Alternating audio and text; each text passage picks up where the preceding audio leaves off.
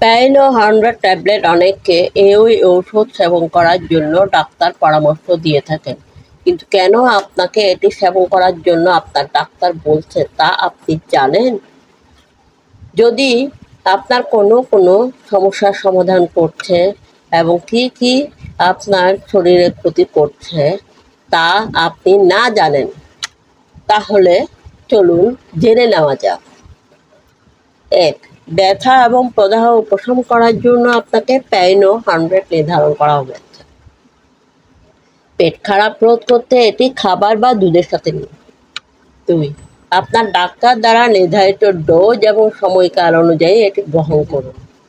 দীর্ঘমেয়াদী ব্যবহারের ফলে পেটে রক্তপাত এবং কিডনির সমস্যার মতো গুরুতর জটিলতা হতে পারে। 3. এটি মাথা ঘোরা, তন্দ্রা বা চাক্ষুষ ব্যাঘাত ঘটাতে পারে। ড্রাইভিং বা একাগ্রতা প্রয়োজন এমন কিছু করার সময় সতর্কতা অবলম্বন করুন।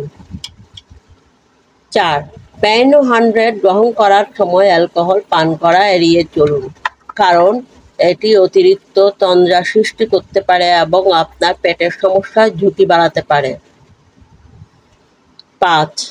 আপনার হৃদরোগ বা স্ট্রোকের ইতিহাস থাকলে আপনার ডাক্তারকে জানান।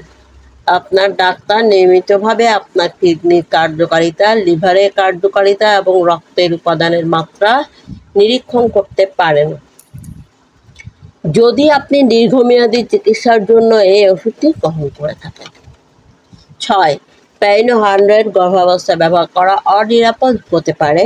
যদিও মানুষের মধ্যে সীমিত অধ্যয়ন রয়েছে, তবে প্রাণীর গবেষণাগুলো বিকাশমান শিশুর উপর ক্ষতিকারক প্রভাব দেখিয়েছে।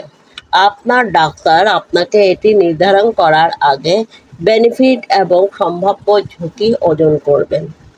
অনুগ্রহপূর্বক আপনার ডাক্তারের সাথে পরামর্শ করুন।